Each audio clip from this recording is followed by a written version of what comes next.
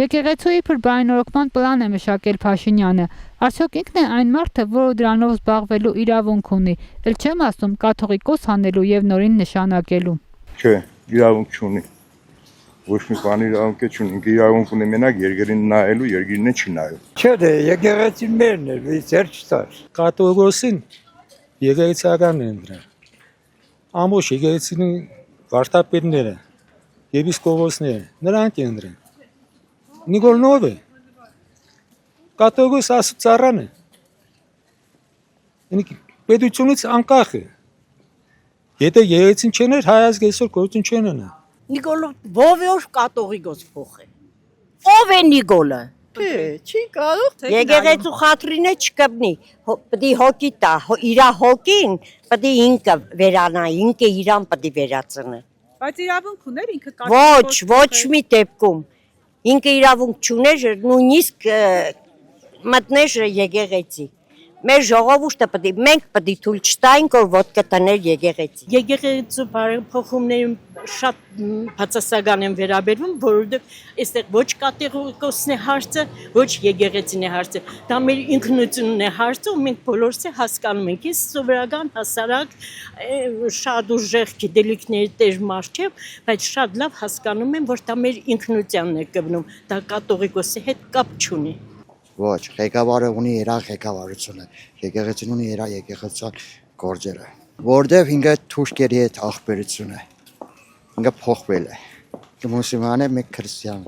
Ինքը ուզում է, որ մեր հայերը դառնան մուսուլման, բայց մենք մուսուլման չենք դառնա։ Այն հին դարերից մենք քրիստիան ենք, դառնանք քրիստիան։ Ախրիկ ինձ հիմա շատ ծանր թեմա է, ես իրոք եկեղեցու իմ եկեղեցին է, ինքը ոչ թե գուզոր կաթողիկոս փոխի, ինքը տեսի հրամաններն է կատարում, ինչ կաթողիկոս, ինչ բան,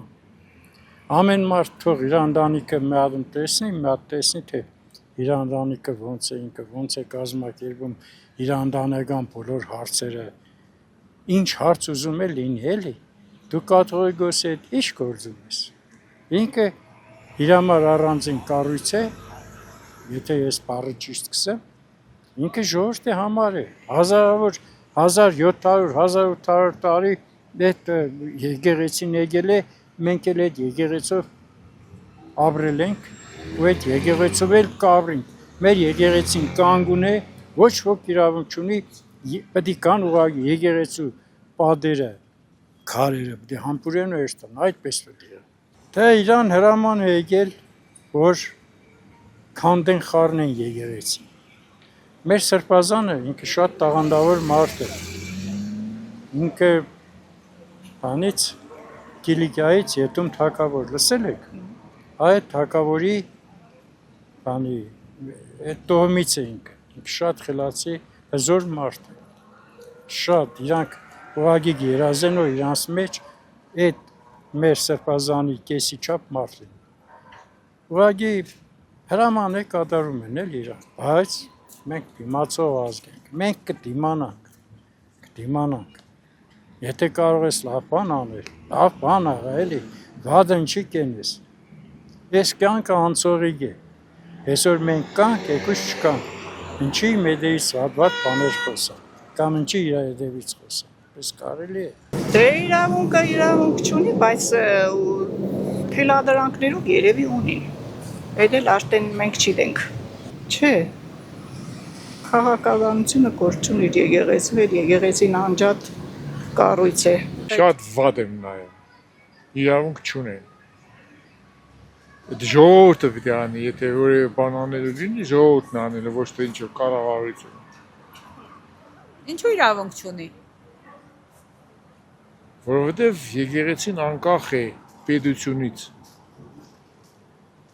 Եկեղեցիականները, եթե չեն ընձեռնում այդ բանը պարտավորությունը, ինքը իրավունք չունի։